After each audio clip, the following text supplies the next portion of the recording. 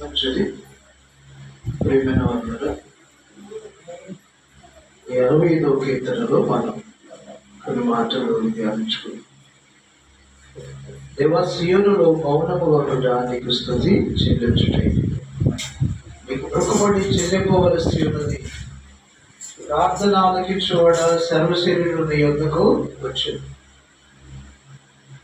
నా మీద మోపబడిన దోషములు భరింపజాలనివి, అతిక్రమం నిమిత్తం నీవే ప్రాయశ్చిత్తము చేయదు.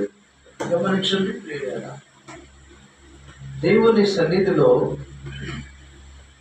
మౌనంగా ఉండుట దేవునికి స్తుతి చెల్లించడమే అని లేఖనాలు సెలవిస్తుంది. మౌనంగా దేవుని సన్నిధిలో కూర్చోవడం కూడా దేవుని స్తుతించడంలో ఒక భాగమే. పాటల ద్వారా దేవుడిని స్తుతిస్తారు, కీర్తనల ద్వారా స్తుతిస్తారు. దేవుని గొప్ప నామాన్ని ఎత్తి దేవుని కనపరుస్తూ ఉంటాడు. అనేక రీతులుగా స్తుతి చెల్లించడం అనేటువంటిది ఉన్నది. పాటలు పాడినందువల్ల దేవుని స్తుతించడం, కీర్తనల వల్ల దేవుని స్తుతించినట్టు, వాయిద్యముల ద్వారా దేవుని స్తుతించినట్టు, రకరకాల దేవుని యొక్క గొప్ప నామాలను ఎత్తి దేవుని స్తుతిస్తూ ఉంటాడు. కాబట్టి స్తుతి చెల్లించటము దేవునికి చాలా ఇష్టమైనటువంటిది. ఎందుకంటే స్తుతి చెల్లించట శోభస్కరము అంటాడు. దేవునికి శోభనిస్తుందంట, మహిమనిస్తుంది, గొప్పతనాన్ని ఇస్తుంది. స్తుతి నైవేద్యం దేవునికి చాలా ఇష్టమని అంటారు. అందుకే ఆయనకు ఉన్నటువంటి పేరు ఏంటంటే స్తుతుల పైన ఆసీనుడు. స్తుతి అనే సింహాసనం మీద ఆయన కూర్చుంటాడు అంటారు.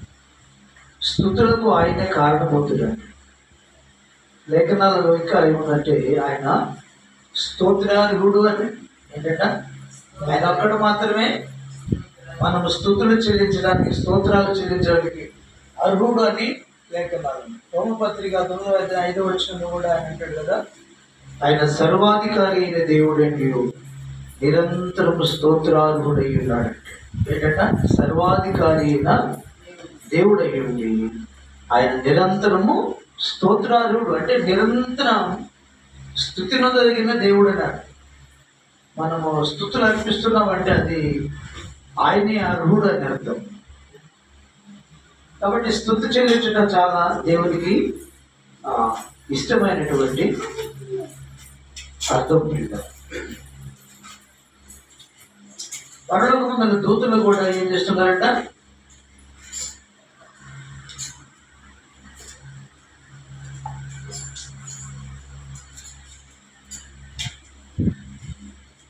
పరలోకంలో దేవుడు కోట్లాది దూతగణాలను చేసుకున్నాడు. వినండి, ఏంటంటే పరలోకంలో దేవుడు కోట్లాది దూతగణాలను చేశాడు. ఆ దూతలతో నిత్యం దేవుడు 24 గంటలు స్తుతి నొక్కుతూ ఉంటాడు. వేలాది కోట్లాది దూతలు, కెరూబులు, సెరూబులు కదా, 24 పెద్దలు. ఆ కోట్లాది దూతగణాలు ఏం చేస్తున్నారట, పరిశుద్ధుడు పరిశుద్ధులని ఏం చేస్తారు చెప్పండి, పరిశుద్ధుడు పరిశుద్ధులని గాన ప్రతిగానాలు పాటలు పాడుతూ ఉన్నారు. వారు పాటలు పాడుతున్నట్ట కడప కమ్ముల పునాదులు కదులుతూ ఉన్నాయంట. కాబట్టి ఆయన స్తుతి అంటే ఆయనకి ఇష్టమైనట్టు దూతలందరూ స్తుతిస్తున్నారు. 24 పెద్దలు కూడా దేవుని స్తుతిస్తున్నారంట. ఎలాగా, సాగిలపడి తమకు ఇవ్వబడినటువంటి కిరీటాలన్నీ కూడా అక్కడ ఆయన పాదముల ఎదుట పడేసి వాళ్ళందరూ సాగిలపడి నీవే స్తోత్రార్హుడవు అని స్తుతిస్తున్నారు. నీవే మహిమ ఘనత ప్రభావములు స్తుతులకు అర్హుడవు అని స్తుతిస్తున్నారు. చూద్దామా ప్రకటన గ్రంథంలో మాట్లాడండి. ప్రకటన గ్రంథం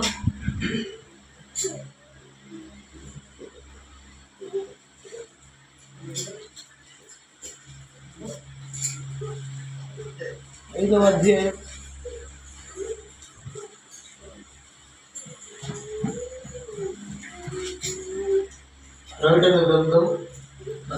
4వ అధ్యాయము ఇందులో కూడా ఉంది.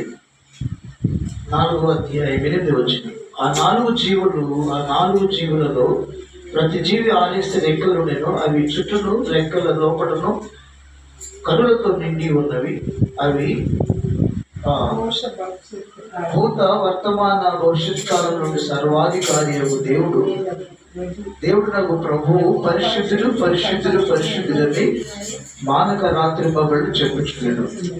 ఆ సింహాసనం నందు ఆసీనుడై ఉండి యుగయుగములు జీవించుతున్న వారికి మహిమయు ఘనతయు కృతజ్ఞతాస్తుతులు కలుగునుగా. కానీ ఆ జీవులు కీర్తించుచుండగా 24 పెద్దలు సింహాసనం ఆసీనుడై ఉన్న వారిని ఎదుట సాగిలపడి యుగయుగములు జీవించుతున్న వారికి నమస్కారం చేయొచ్చు.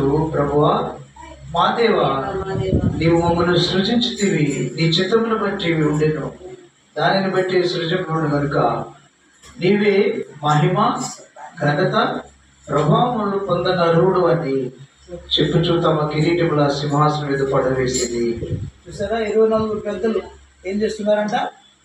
తమ కిరీటాలు ఆయన ఎదుట పడవేసి నీవే మహిమ ఘనత ప్రభావాలు పొందిన అరువుడు అని చెప్పుచు తమ కిరీటములు ఆయన ఎదుట పడవేసేది. అంటే తమ గొప్పతనం అంతా కూడా వారు దేవుడిచ్చిన ఆధిక్యత. కిరీటం అనేది దేవుడిచ్చే అధికారం.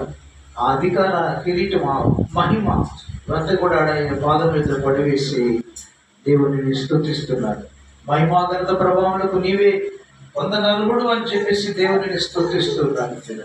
కాబట్టి మనం కూడా భూలోకంలో పరలోకంలో కూడా దేవుడిని స్తుతిస్తున్నారు కదా. దేవదూతలు స్తుతిస్తున్నారు, 24 పెద్దలు స్తుతిస్తున్నారు. భూలోకంలో సమస్త ప్రాణికోటి కూడా దేవుడిని స్తుతిస్తూ ఉన్నాయి. ఉదయకాలంలో నుంచి పశువులు కదా, ఆ పక్షులు కూడా ఏం చేస్తున్నాయి? కిలకల రావాలు చేస్తా దేవుడిని స్తుతిస్తున్నాయి. పశుపక్షాదులన్నీ కూడా దేవుడిని స్తుతించుడి. ఆకాశమా, వృక్షములారా, సముద్రమా, అందరి సమస్తములారా యెహోవాను స్తుతించుడని దేవుడు కీర్తనకారుడు సెలవిస్తున్నట్లుగా అవన్నీ కూడా స్తుతిస్తూ ఉంటాయి. అలానే మనం కూడా దేవుడిని ఏం చేయాలంటే దేవుడిని స్తుతించే బిడ్డలుగా ఉండాలి. ఆయన స్తుతులకు అర్హుడు కాబట్టి మనము దేవుడిని స్తుతించాలి. కాబట్టి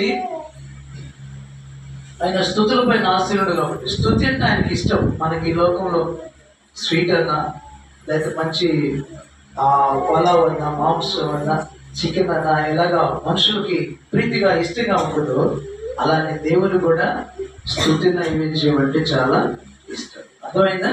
ఉదయకాలంలో లేచి మనం స్తుతించాలి. ఉదయకాలం పెద్దలు గడిచి దేవునికి స్తుతులు చెల్లిస్తారు. ఆయన గొప్పతనాన్ని బట్టి చాటాలి, కీర్తనలతో ఆయన స్తుతించాలి.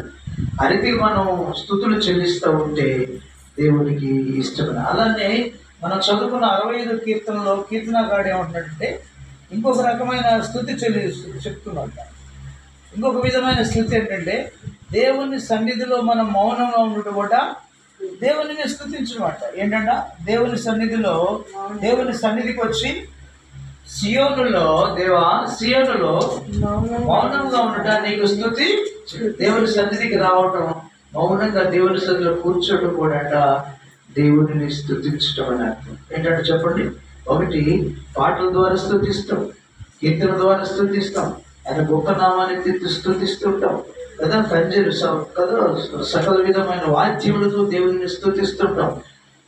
అలానే ప్రియులరా, ఇంకొక స్తుతి ఏంటంటే దేవుని సన్నిధిలో మౌనంగా కూర్చోవడం కూడా దేవుడిని స్తుతించడం అంట. నువ్వు మౌనంగా ఉంటే చాలు. ఆయన సన్నిధికి వచ్చి నువ్వేం చేయలేనప్పుడు దేవుని సన్నిధిలో మౌనంగా కూర్చుంటే అలా కూర్చోవడం కూడా దేవుడిని స్తుతించడం అని అర్థం. కాబట్టి ఆయన స్తుతులపైన ఆశీనుడు. మనం స్తుతులు చెల్లించే బిడ్డలుగా ఉన్నాం. అందరి చేతులు స్తోత్రం చెప్పండి. హల్లెలూయా. నీళ్ళంటే కీర్తన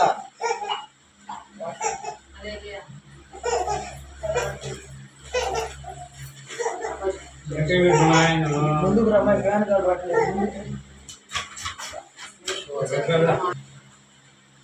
రెండవది అంటాడు దేవుని మనం స్తుతించాలంట. ఆయన చేసిన ఉపకారాలు మర్చిపోకుండా దేవునికి కృతజ్ఞతాస్తుతులు చెల్లించాలి, స్తుతులు చెల్లించే బిడ్డలుగా ఉండాలి. రెండో విషయం అంటాడు నీ మొక్కుబడులు చెల్లించుము అంటున్నాడు. రెండోది ఏమంటాడు? 65 కీర్తన మొదటి వచనంలోనే స్తుతి చెల్లించమన్నట్లుగానే నీ మొక్కుబళ్ళు చెల్లించమన్నాడు. ఏంటంట చెప్పాలి, ఏం చెల్లించాలి? ఒకటి, దేవునికి స్తుతి చెల్లించాలి. రెండవది, చెల్లించవలసినవి ఈ రోజున పరిశుద్ధాత్ముడు చెప్తున్నట్టు. ఒకటి, మనమాట దేవుడిని స్తుతించాలంట. రెండవది, మొక్కుబడులు చెల్లించాలంట. రెండవది ఏం చేయాలంటే మొక్కుబడి చెల్లించాలి. నీ మొక్కుబడులను చెల్లింపవలసి ఉన్నది.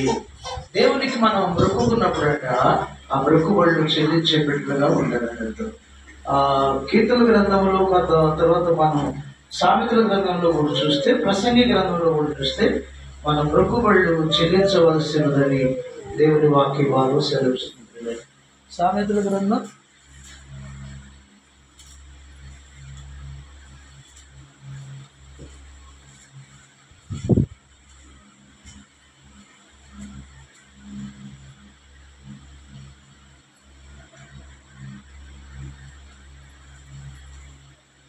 是没有。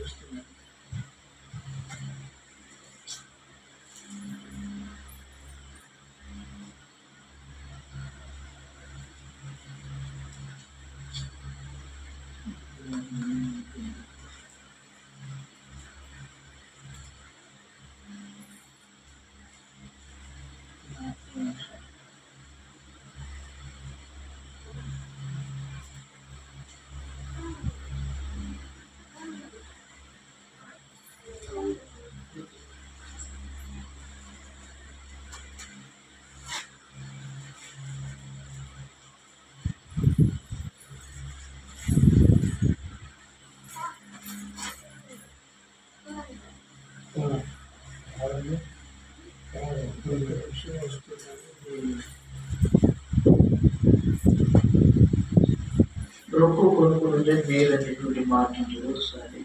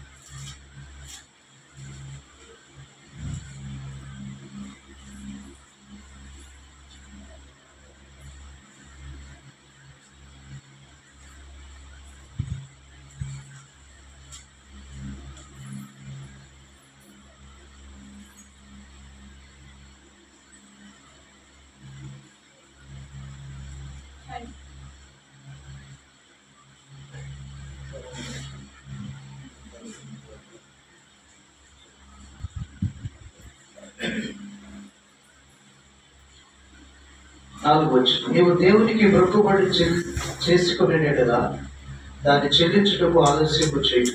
బుద్ధిహీనుడు ఏదో ఆయనకి ఇష్టము లేదు. నీవు మొక్కుకొని దాన్ని చెల్లించము. నీవు మొక్కుకొని చెల్లింపకుడు కంటే మొక్కుకొనుకున్నది అవును కదా. ఏంటంట, నీవు దేవునికి మొక్కుకున్న మొక్కుబళ్ళు చెల్లింపుచుటకు ఆలస్యము. ఒకసారి మనం దేవునికి మొక్కుకుంటాం, మృకుల్ని మర్చిపోతూ ఉంటాం. అలా మృకుని వెంట మనం మర్చిపోకుండా దేవునికి మృకుబళ్ళు ఆలస్యం చేయకుండా చెల్లించాలి. ఒకవేళ చెల్లించలేకపోతున్నట్ట నీవు మృక్కు కొనుక్కుంటే మేలు అంటున్నాడు. ఆవేశంతో మృక్కుకుంటాం. ఒక దినాన ప్రియమైన వాళ్ళారా,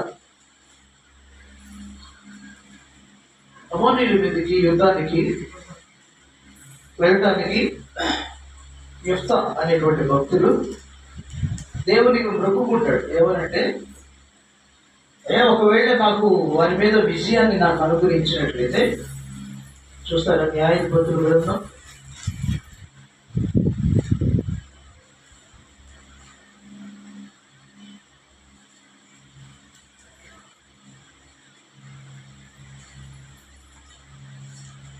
6 ఆవేశంతో మొక్కుకుంటాడు ఆయన. ఒకసారి చూద్దాం. న్యాయాధిపతుల గ్రంథం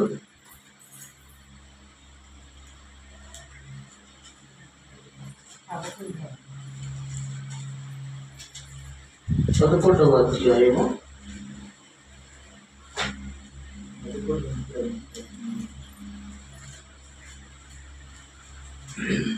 29వ వచనం.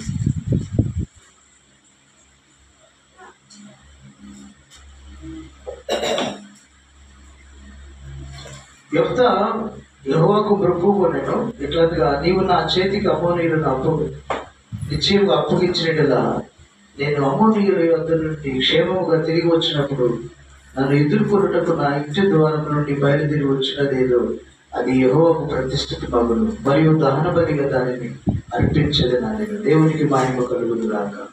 స్తోత్రం చెప్పండి. యెఫ్తా అంటే యెఫ్తా ఇశ్రాయేలీయుడు, ఇతని మీదకి ఇశ్రాయేలీయుల మీదకి అమ్మోనీయులు యుద్ధానికి వస్తారు. ఎవరంట? అమ్మోనీయులు అనేటువంటి జాతి ప్రజలు యుద్ధానికి వస్తారు. దేశం మీదకి యుద్ధానికి వచ్చినప్పుడు యెఫ్తా ప్రార్థన చేస్తున్నాడు దేవునికి. అయ్యా మొక్కుకుంటున్నాడు. ఏం చేస్తున్నాడు చెప్పండి? దేవునికి మొక్కుబడి చేస్తున్నాడు. నువ్వు నాకు వాళ్ళ మీద విజయం ఇచ్చినట్లయితే, యుద్ధంలో అమాలేకీయుల మీద శత్రువులను మాకు జయమాను గురించినట్లయితే, నేను విజయం పొందుకొని తిరిగి ఇంటికి వస్తున్నప్పుడు నా ఇంటిలోంచి ఏది బయటికి ఎదురు నాకు వస్తే దాన్ని నేను నీకు బలిగా అర్పిస్తాను, ప్రతిష్ఠిస్తాను, రెండవ దహన బలి కూడా అర్పిస్తాను అని చెప్పేసి దేవునికి మొక్కుకున్నాడంట. ఏం చేశాడు? దేవునికి మొక్కుబడి చేసుకున్నాడు. అలానే దేవునికి మొక్కుబడి చేసుకున్నందువలన దేవుడు అమాలేకీయుల మీద అమోనీయుల మీద విజయాన్ని ఇచ్చాడు.